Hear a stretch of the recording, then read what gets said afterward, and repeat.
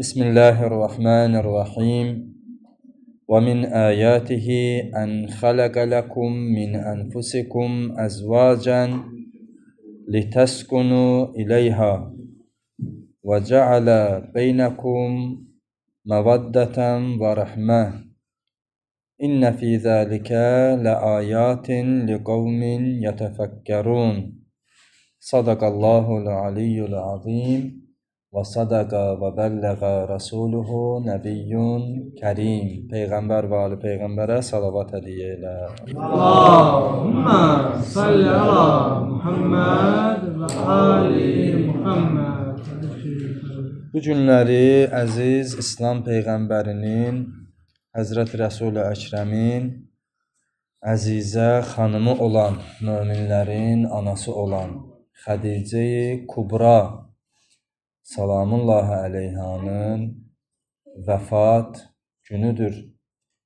Allah and verə o xanımın Allah qatında olan uca məqamına kim qiyamət günü onun şəfaətini bizlərə nəsib eləsin və bizi Peyğəmbər və əhl-i beytindən, onun övladlarından ayrı salmasın. Xanım Xədicə binti Xuveylid bildiyiniz kimi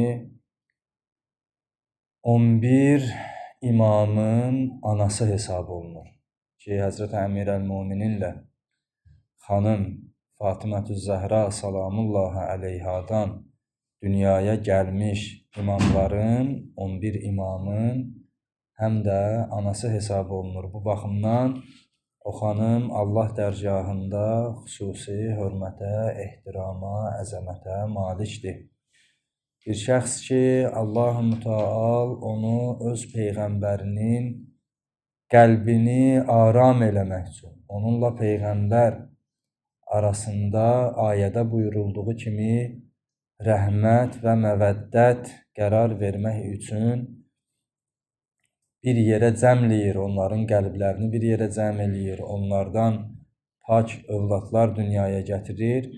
Heç şübhəsiz ki, belə bir xanım adi bir insan ola bilməz.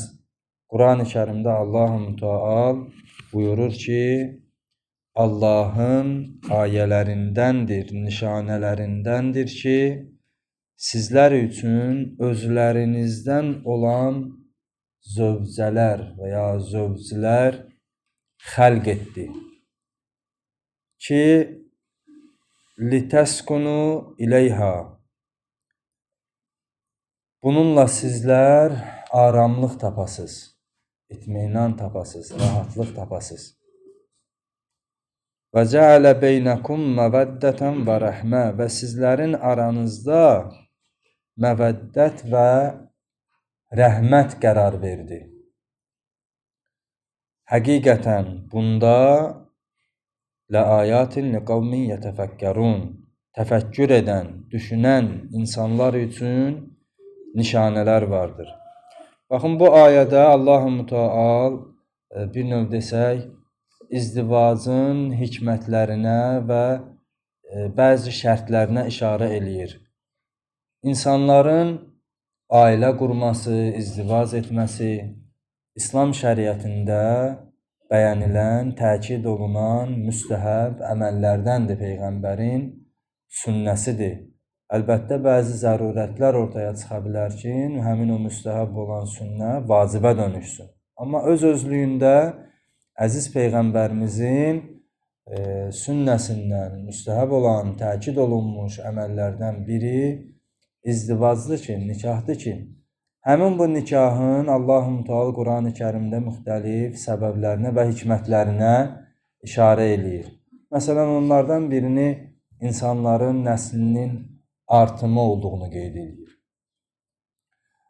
Bu ayədə, oxuduğumuz ayədə Rum surəsinin 21-ci ayəsində Allah-u Müteal buyurur ki, Allahın nişanələrindəndir ki, sizlərdən zövcələr qərar verib ki, bunun vasitəsilə aram olasınız. İzdivacın, nikahın hikmətlərindən birini bizə bəyan eləyir ki, insanların biri-biri ilə nikah bağlamağı, izdivac etməyi, onların hər ikisi üçün aramlıq, qəlbi, ruhi və fiziki aramlıq səbəbi olaraq qərar verilir. Və eyni zamanda nikah üçün, izdivac üçün gərəkli olan iki mühüm şərtə Allah toxunur ki, və sizin aranızda bir, məvəddət qərar verib, sevgi qərar verib və rəhmət qərar verib. Və cəalə beynəkum məvəddətən və rəhmət. Bu hikmət və şərtlərə nəzər salanda görürük ki, bir ailənin davamlı olmağı üçün bu hikmət səbəb üzərində qurulması şərtdir. Yəni, aramlıq tapmaq üçün, insanın öz ruhunu, ruhiyyəsini kamilləşdirməsi üçün ailə qurması şərtdir. Tək elə onun üçün meyar müəyyən ehtiyaclarının, tələbatlarının ödənilməsi yox və ya nəsil artımı yox. Eyni zamanda ruhən, əqlən, mənəvi anlamda aramlıq tapmağı bu hikmət səbəb olmalıdır ailə qurmaq üçün. Eyni zamanda ailədə qurulandan sonra həmin o ailədə sevgi və bir növ desək, rəhmət Allahın qoyduğu əsas şərtlərdəndir. Bir-birinə güzəşt eləmək, o mərhəmət duyğusunu önə çəkmək, xəta anlarında bir-birinə rəhmətlə davranmaq. Necə ki, Peyğəmbər buyurur ki, özünüzdən zəiflərə mərhəmət göstərin, onlara rəhmətlə davranın. İnsan, ailə olsun, ətrafda olan hadisələrdə olsun, hər bir halda özündən zəif birinə mərhəmət göstərməsi onun baş ucalığıdır. Amma bu şeyi Allah-u Teala ailədə xüsusi olaraq qərar verib ki, sizlərin aranızda mən sevgi və rəhmət qərar verdim.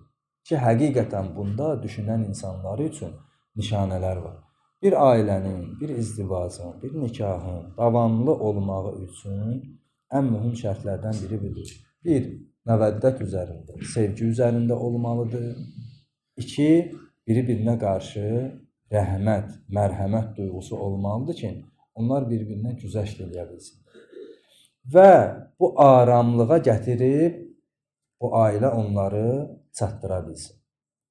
İndi məsələ burasındadır ki, insan o şəxslə aramlığı, səadəti, xoşbəxtçiliyi tapa bilər ki, əqlən, ruhən, mənəviyyat baxımından, ağıl baxımından, əxlaq baxımından, dünya görüşü baxımından və s. və ilaxır.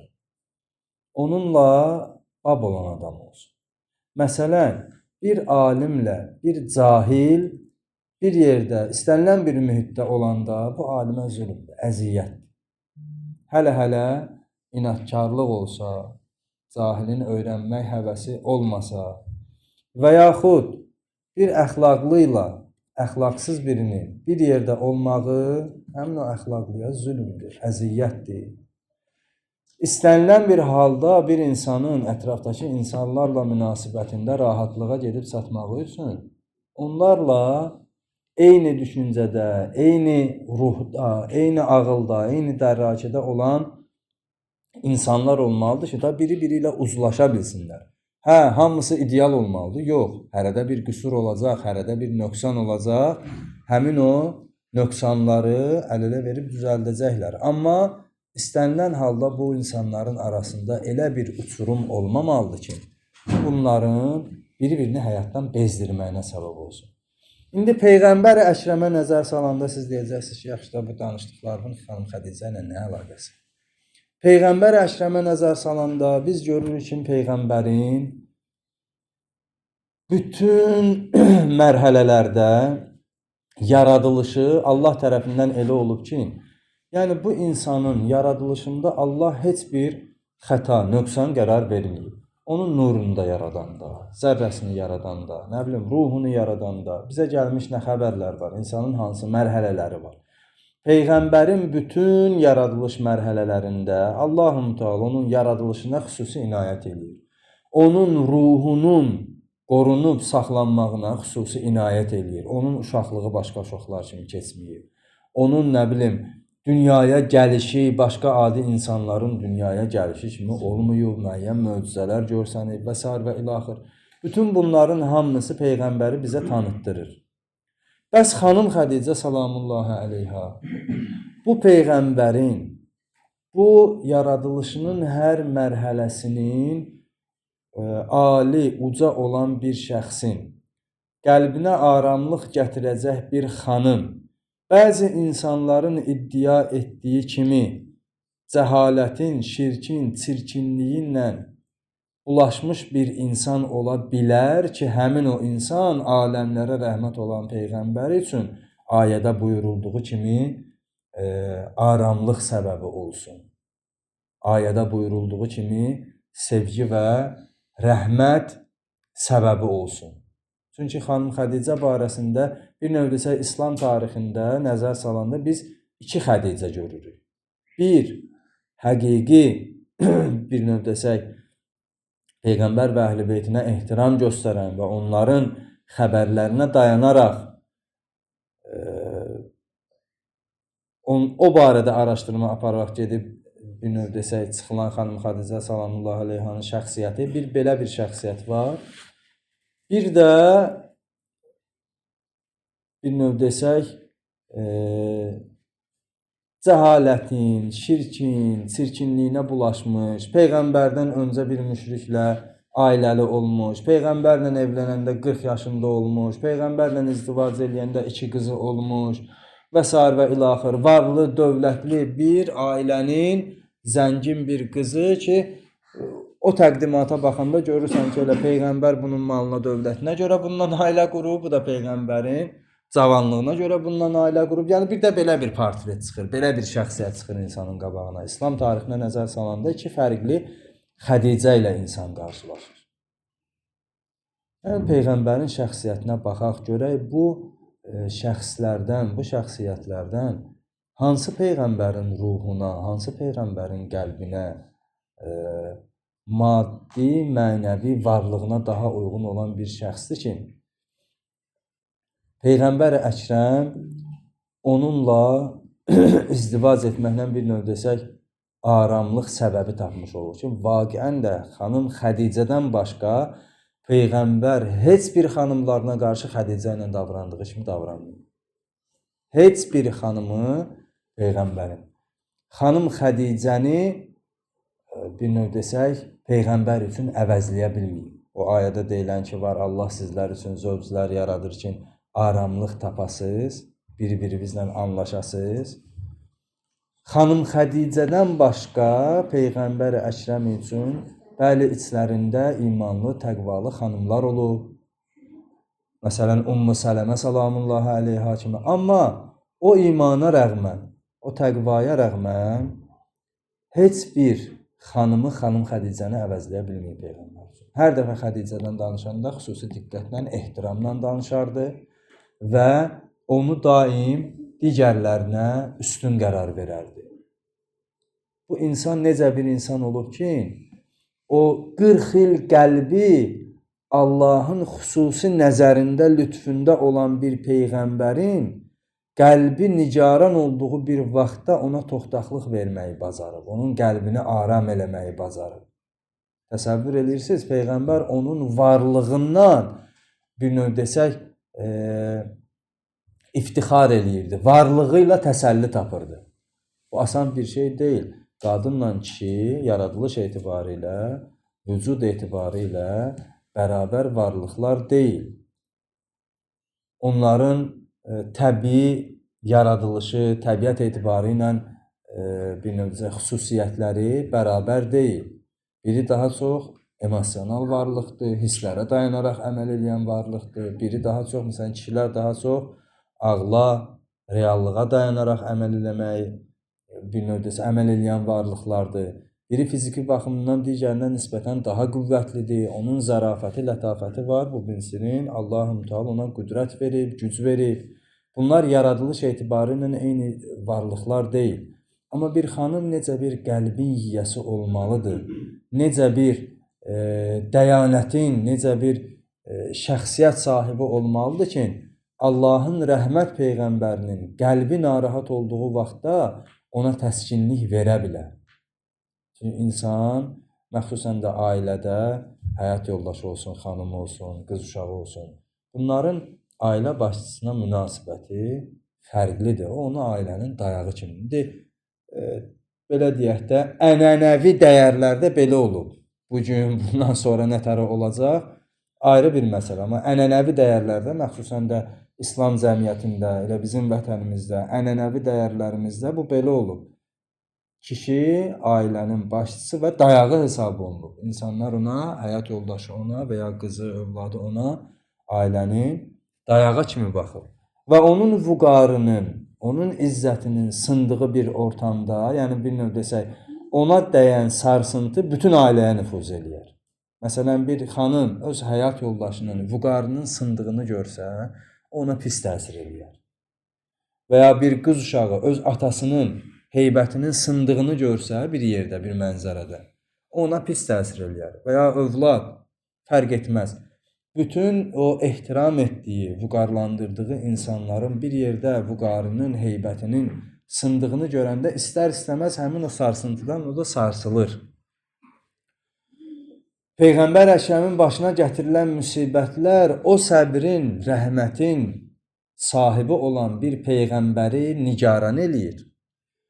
Və xanım Xədicə salamullahi əleyha nəinki onun, əlbəttə onun nigaran halı xanım Xədicənin də qəlbini nigaran eləyirdi, narahat eləyirdi. Bu demək deyil ki, o ondan daha da xoşhal olurdu, nə yaxşı bu şeylər baş verib. Yox.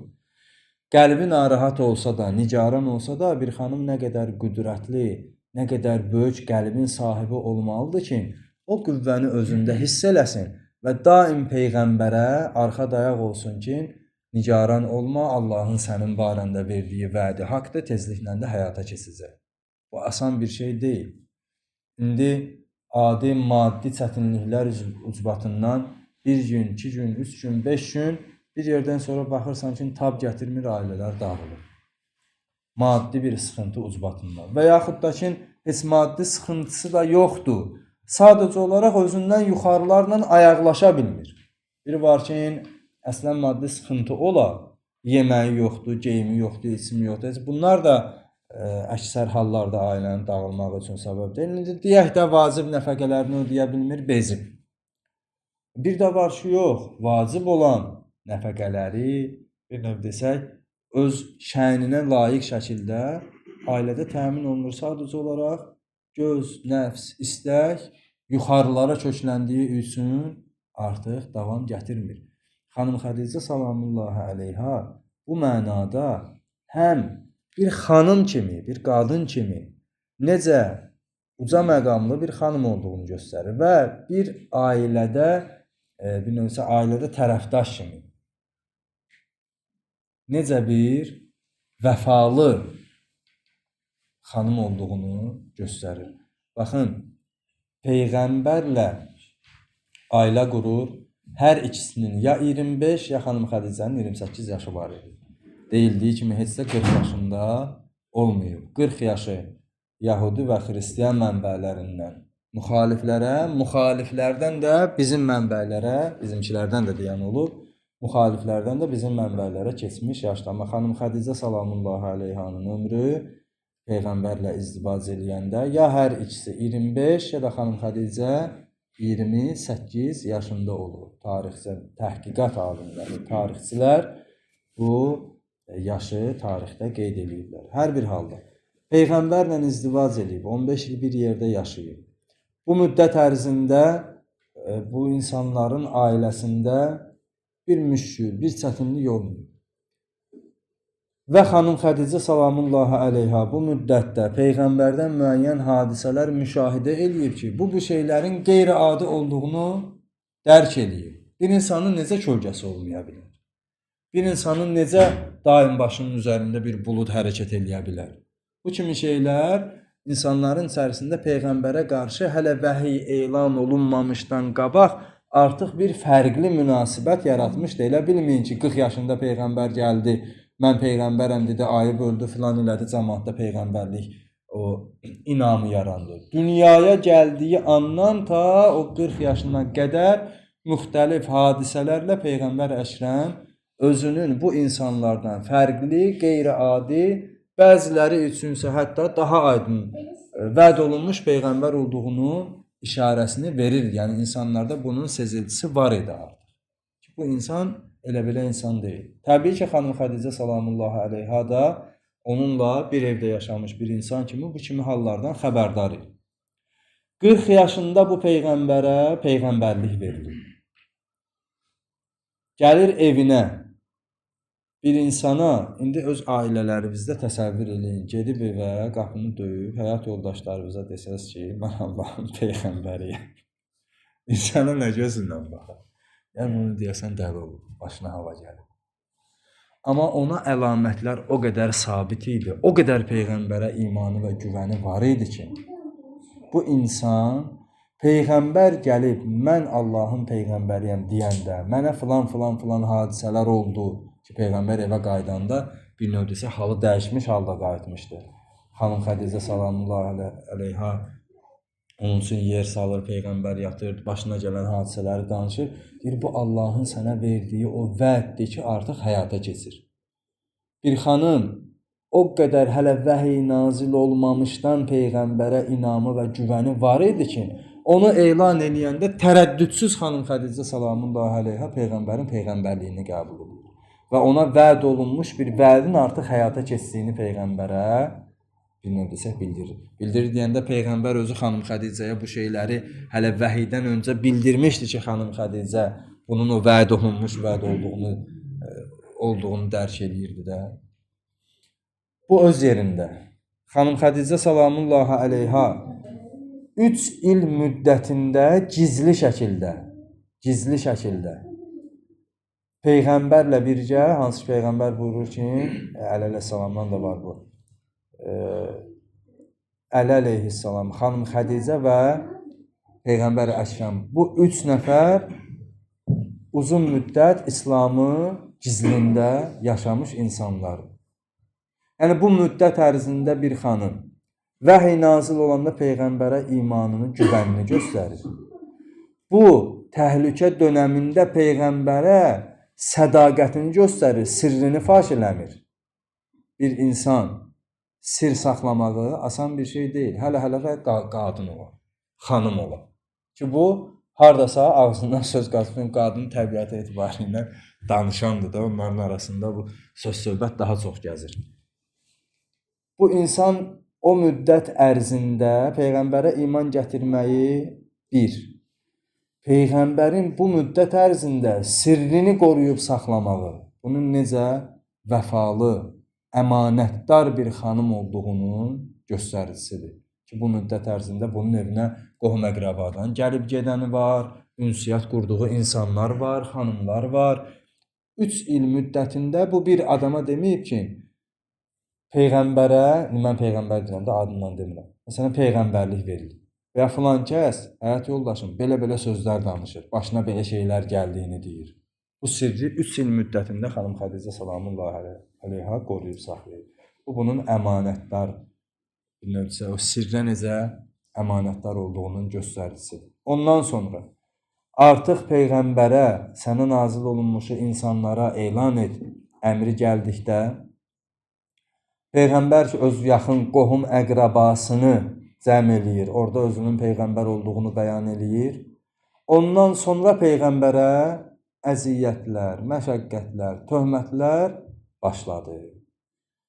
3-cü ildən ta Bəsətin 10-cu ilinə qədər peyğəmbərlik verildiyi 3 il sonra ta Bəsətin 7 il müddətində. Ondan da 3 il sonra peyğəmbər hicrət eləyəcəkdi Mədinəyə. Bu 7 il müddətində Həzrəti Peyğəmbərə qonum qonşusu küçədə, bazada rast gələndə dedilər, dəlidir bu, nauzubillah, Allaha sığınırıq bu sözdən. Deyirlər, bu sehirbazdır. Deyirlər ki, bu şairdir. Quran-ı Kərimdə Allah-u Teala buyurur, sizin peyğəmbəriniz məzlum deyil, sizin peyğəmbəriniz şair deyil, sizin peyğəmbəriniz yalancı deyil, sehirbaz deyil. 7 il müddətində Peyğəmbər Əkrəm bu töhmətlərlə yaşayır və bu həyat yoldaşı daim ona dəstək olur. Yəni, bir yerdə bir giləy-güzar eləməyib ki, nə qədər bu ortamda yaşamaq olar? Nə qədər bu insanların bu töhmətinə dözmək olar? Bütün cəmaət peyğəmbərə qarşı olduğu bir vaxtda peyğəmbərin yanında daim onun dəstəkçisi olur. Həm malı ilə, həm ruhiyyəsi ilə. Bayaq ayədə dedi ya, Allah sizdən zövcələr yaradıb ki, aramlıq, qəlb rahatlığı tapasınız. O məsələ tək maddi məsələlərdə deyildi ki, xanım Xədicə salamullahi əleyhanın varı dövləti var idi, bunu peyğəmbərin ixtiyarında qoymuşdu. Müəyyən şeylər var ki, orada heç bir var dövlətinin önəmi yoxdur. Önəm kəsb eləmir var dövlət. Nə qədər varın dövlətində olmuş olsa, elə bir hallar var ki, insan üçün onun heç bir dəyəri olmur insanın gözündə. Elə bir adam var ki, hər şey var, amma əlində olan nemətlərdən ləzzəti yoxdur. Ləzzət apara bilmir. Yəni, psixoloji durumu elədir ki, varının, dövlətinin onun üçün bir önəmi yoxdur. İndi məsələ bu deyildi ki, xanım Xədicənin var dövləti var idi, peyğəmbərlə izdivac bağlamışdı, həmin o var dövləti peyğəmbərin ixtiyarına qoymuşdu. Məsələ odur ki, peyğəmbərin bu töhmətlərin müqabilində, bu danlaqların müqabilində, bu düşmən yanaşmanın müqabilində ki, o evinin içindəki o qəlbini aram eləyəcək bir münasibət, bir insana ki, ehtiyacı var idi. Və həmin onu xanım Xədicə salamullahi əleyha həyata keçirirdi ki, o peyğəmbərə daim dəstək durmaqla 7 il müddətində malı ilə də, canı ilə də peyğəmbərə xidmət elədi. 3 il gizli, 7 il aşkar.